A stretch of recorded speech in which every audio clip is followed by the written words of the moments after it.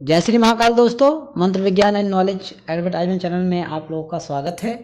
जो लोग मेरे चैनल पर नए हैं, नीचे रेड कलर लिखे बटन पे सब्सक्राइब कर लें, साथ में घंटे वाला बटन भी दबा दें, ताकि मैं जो भी नई जानकारी लेके आऊँ, नया वीडियो बनाऊँ, उसका अपडेट सबसे पहले आप तक पहुँचे। आज मैं साधकों की कुछ साधक या साधिकाओं की रिक्वेस्ट पे माता मदानंद की साधना लेके आया हूँ, जो कि माँ मसानी की साधना है। तो सबसे पहले साधना करने से पहले हम साधना के बारे में जानेंगे। माता मदानंद की जो साधना है बड़ी लाजवाब साधना है, और इसकी दो प्रकार से पूजा होती है, एक सात्विक भाव से, एक तामसिक भाव से।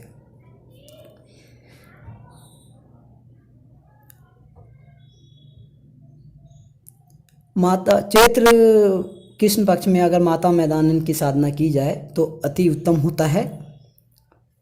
पंजाब के जरग मेला चैत्र कृष्ण पक्ष के पहले मंगलवार से शुरू हो जाएगा। इन्हीं दिनों में की जाती है। माता मदानंद की सिद्धि इन दिनों में यदि देवी को खुश कर लिया जाए तो किसी भी प्रकार की समस्या का समाधान हो जाता है। अगर चैत्र कृष्ण पक्ष में अगर आप ये साधना करते हैं तो अति उत्तम है माता मसानी की साधना।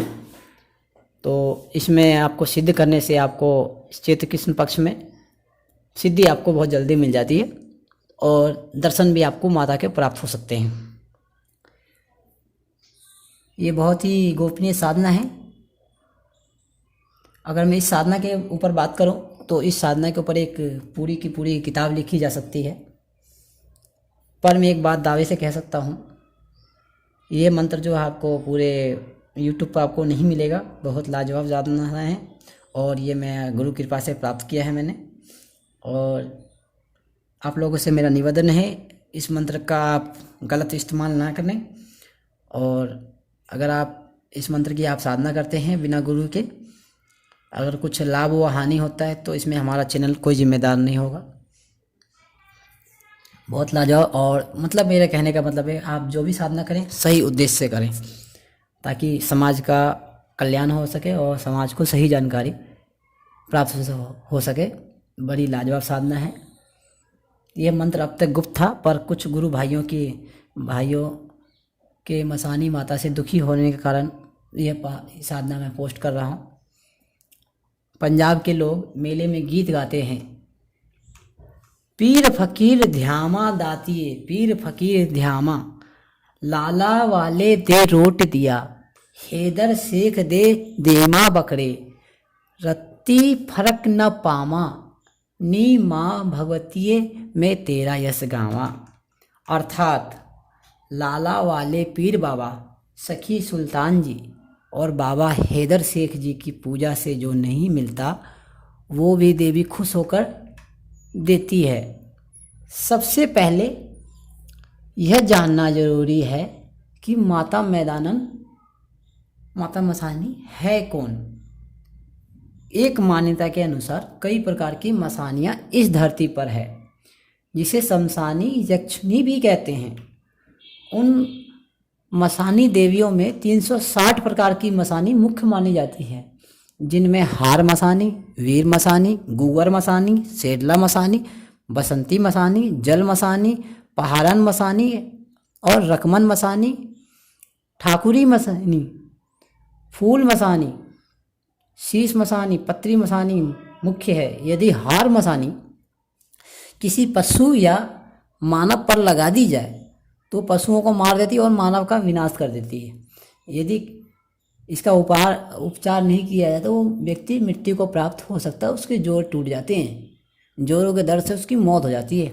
वीर मसानी की पूजा युद्ध में जाने से पहले की जाती है और शत्रुओं को परास्त करने के लिए जाती है। इनका प्रयोग करने से राजनीति में तरक्की मिलती है। यदि शत्रु पर इसका प्रयोग कर दिया जाए तो उसका सर्वनाश कर देती है वीर मसानी। मेरे एक मित्र हैं जो कि केरला से विधायक से किसी को लेकर झगड़ा था उनका। विधायक और मेरे मित्र के साथ समझौता करने को तैयार नहीं था, बार बार मेरे दोस्त को धमकी देता रहता था। मैंने उस पर वीर मसानी का प्रयोग कर दिया। उसके ठीक दूसरे दिन ही समझौता हो गया, और जो मेरा दोस्त है एक जो केस चल रहा था वो क्लियर हो गया और वो जो विधायक था वो हार गया। गुगर मसानी का प्रयोग जल्दी किसी के पकड़ में नहीं आता। अक्सर आपने देखा होगा कि किसी मजार या पवित्र स्थान पर, मंदिर आदि में जाकर पीड़ित व्यक्ति पर भूत प्रेत आदि की सवारी आ जाती है और वो अपने बारे में सब कुछ बता देती है। पर गुगर मसानी अपने वचन की पक्की होती है। वो गूंगी बनकर बैठती रहती है पर अपना भेद कभी जाहिर नहीं करती, फिर चाहे उस पर ख्वाजा पीर या नाहर सिंह वीर ही क्यों ना लगाया जाए। शीतला मसानी यदि किसी पर लगा दी जाए तो 1 हफ्ते के अंदर अगर उस आदमी ने अपना उपाय नहीं किया तो उसकी कब्ज होने से पेट फूलकर मौत हो जाएगी। यहाँ सभी मसानियों के बारे में बताना बहुत मुश्किल है। यह सभी देवियाँ माता मदानन की सेविकाएँ हैं। एक मान्यता के अनुसार किसी भी देवी का चढ़ावा माता मदानन ले सकती है, पर माँ मदानन का चढ़ावा कोई भी नहीं ले सकता। माता मदानन को सभी देवियों का रानी कहा जाता है। जैसा मैंने आपको बताया कि 360 प्रकार की मसानी हैं।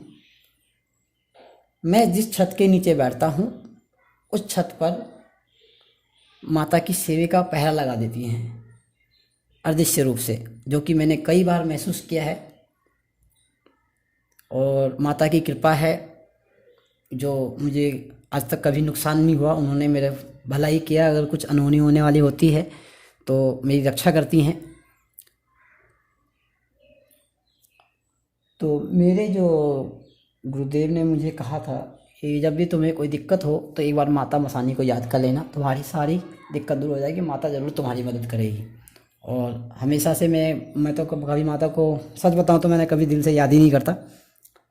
मैंने केवल एक बार साधना करी और कभी मुझे ज़रूरत पड़ती थी तो माता बिना बुलाए, बिना याद किए माता मदद के लिए आ जाती थी किसी न किसी रूप में और उस प्रॉब्लम से मुझे बाहर निकाल देती थी। माता के मसानी की लीला जितनी कही जाए उतनी कम है, वो अपरंपार है। बोलो माँ मसानी की जय। एक प्राचीन कथा के अनुसार भगवान कृष्ण के समय योग माया का अवतार हुआ था। कंस जब उन्हें मारने लगे तो वो आसमान में बिजली बनकर उड़ गई और कहा, तुझे मारने वाला तो जन्म ले चुका है। भगवान श्री कृष्ण ने योग माया को अपने माथे पर धारण किया था। जब भगवान श्री कृष्ण के पैर में तीर लगा और वो धरती से जाने लगे तो योग माया से कहा, कलयुग के प्रथम चरण में देवी भगवती मदानन के रूप में अवतार आप लोगी, आप उनकी सेवा में चली जाएं। पाकिस्तान का पंजाब, जो अब पाक पाटन है, उस जगह रोड़े शाह नाम के एक फकीर हुए हैं। उनकी एक बहन थी जिनका नाम जलाली था। जलाली हर रोज़ एक फकीर की सेवा करने जाती थी और रोड़े शाह लोगों को फतवे सुनाते थे। एक दिन एक आदमी ने उससे कहा, तू लोगों को क्या फतवे सुनाता है? तेरी बहन एक फकीर के साथ इश्क करती है। रोड़े शाह ने अपनी बहन का पीछा किया और फकीर की झोपड़ी के पास जाकर छुप गया। जलाली ने फकीर से कहा, अब्बा हुजूर में आ गई। फकीर ने कहा, बाकी काम बाद में करना, पहले खाना खा लो। उस फकीर को अल्लाह के घर से खाना आता था। 3 थाली खाने की आसमान से उतरी। जलाली ने कहा, अब्बा हुजूर, हर रोज़ 2 थाली खाना आता था, आज तीसरी थाली किसके लिए आई है? फकीर बोला, तीसरी थाली उसके लिए आई है जो झाड़ियों के पीछे छुपा हुआ है।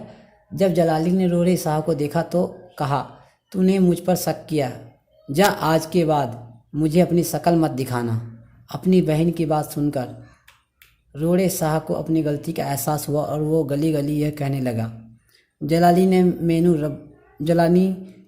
रब दिखाता।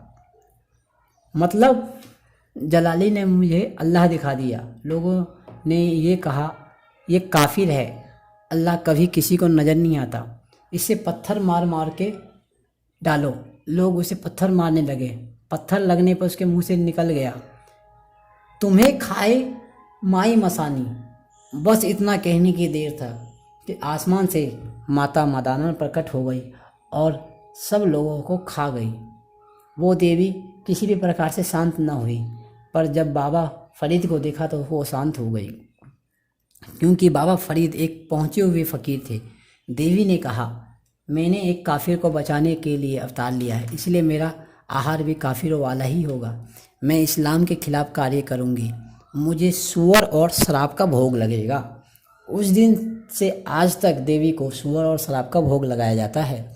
अपने भक्तों की विनती पर बाद में देवी ने बकरे भेड़ आदि की बलि स्वीकार कर ली। योग माया देवी की द्वारपाल है और बाबा सवल सिंह बावरी देवी के दूत हैं। उनके आगे हनुमान और पीछे भैरव है। नाहर सिंह वीर उनकी परिक्रमा करते हैं और रखता वीर बाबा क्षेत्रपाल जी उनके सेना नायक है। यदि कोई भक्त देवी की भेंट ना दे तो सवल सिंह वीर उन्हें जाकर याद दिलाते हैं। स्वयं तो देवी किसी विशेष भक्त के पास ही जाती है। नाथ पंथ के बाबा तप्पू नाथ बहुत ही मेरे आदर्श रहे हैं और मैं उनके बताए हुए मार्ग पर चलता हूँ। बहुत अच्छे तप्पू नाथ जी महाराज जो हैं बहुत पहुँचे हुए योगी हैं और बाबा बागनाथ योगी इनके विशेष भक्त हुए हैं और मैं इन्हें बहुत मानता हूँ दिल से। इस्माइल नाथ योगी ने भी इनकी साधना की थी। जब गूगा जहारवीर का अपने भाई अर्जुन और सर्जन से युद्ध हुआ तो उनके वजीर नाहर सिंह वीर ने कहा, अगर युद्ध जीतना चाहते हो तो बाबा सवल सिंह वीर माता मदानन और महाकाली को प्रसन्न कर लो। यदि इनका आशीर्वाद मिल गया तो तुम्हारी जीत निश्चित है। उस वक्त गूगा जहावीर ने देवी की उपासना की थी और आज भी यदि जहावीर की मांडी मंदिर पर यदि कोई भूत प्रेत ना माने तो उस चौकी को देवी मदानन उठाती है। नाथ पंथ का मानना है कि अजन्मा होने के कारण देवी मदानन ईश्वर रूप है। देवी मदानन की सभी साधनाएं बहुत ही उग्र होती है और देवी का प्रयोग मारण उच्चाटन आदि क्रियाओं में किया जाता है। मैं यहाँ पर देवी मदानन का एक बहुत ही सरल एक एवं सौम्य प्रयोग दे रहा हूँ, जिसे किसी भी प्रकार की मसानी को शांत किया जा सकता है और चेचक का इलाज भी किया जाता है। चेचक कई प्रकार की होती है, जिसे माता निकलना भी कहा जाता है। कुछ लोगों को छोटी माता होती है, कुछ लोगों को बड़ी माता, जिससे शरीर पर छोटे मोटे दाने निकल आते हैं। कुछ लोगों को बड़ी माता भी हो जाती है, ये बहुत ही दुखदाई होती है, जिससे शरीर पर बड़े बड़े फोड़े हुए होते हैं। कुछ के शरीर फूल भी जाते हैं और माता आ जाती है, जो ठीक होने के बाद फूल का निशान छोड़ जाती है।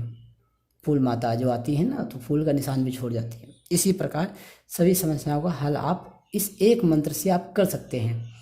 इस मंत्र से रूठी हुई मदानन माता को शांत किया जा सकता है। माई नराती देवी मदानन की प्रिय भक्त थी। यदि माता मदानन की सवारी आए और माता मानने को तैयार ना हो तो माई नराती के आन लगाने से माई नराती के नाम से बर्फी बांटने पर माता शांत हो जाती है। एक बार एक छात्र ने माता मदानन के मंदिर में जाकर कह दिया कि यदि मैं पास हो गया तो मैं अपनी जीभ काटकर आपके मंदिर में चढ़ा दूंगा। वो पास हो गया। जब पास होने के बाद उसने अपनी जीभ माता मदानन के मंदिर में चढ़ा दी तो माता ने खुश होकर उसकी जीभ जोड़ दी और कहा, आज के बाद तेरी जीभ से निकली हर बात सत्य होगी। माता मदानन माँ मसानी बहुत ही दयावान है, जो अपने भक्तों पे विशेष दया करती है और शत्रुओं को संहार करती है। माता मदानन की मंत्र जो है इस प्रकार है,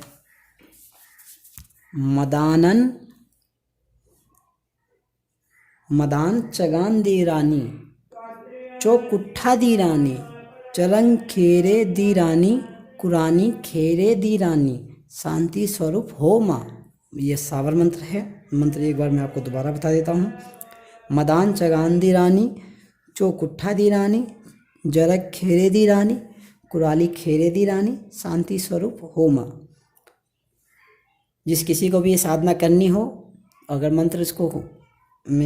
उसको मंत्र में दिक्कत आ रही है तो वो मंत्र हमारे व्हाट्सएप के नंबर से प्राप्त कर सकता है, व्हाट्सएप के माध्यम से। अब हम इसकी विधि की बात करेंगे। इस मंत्र को धूप अगरबत्ती जलाकर रात के समय हर रोज़ 2 घंटे आपको जप करना है। ये क्रिया आपको 41 दिन करनी है। 41 दिन में ये मंत्र सिद्ध हो जाएगा। पहले दिन और आखिरी दिन आपको 2 लड्डू और 1 अंडा उजाड़ स्थान में रख आवें। मतलब कहीं उजाड़ स्थान हो जहाँ कोई ना हो, वहाँ पे आपको एक अंडा रख के आना है, पीछे मुड़कर नहीं देखना है। प्रयोग के वक्त समय नीम की टहनी से 7 बार मंत्र पढ़कर झाड़ दें। यदि भूत प्रेत या मसानी आदि का प्रयोग हो तो एक अंडा और 1-2 लड्डू उजाड़ स्थान में रख दें और माता से प्रार्थना करें, सब ठीक हो जाएगा। तो इसी के साथ मैं विराम लेता हूँ। तब तक के लिए जय श्री महाकाल।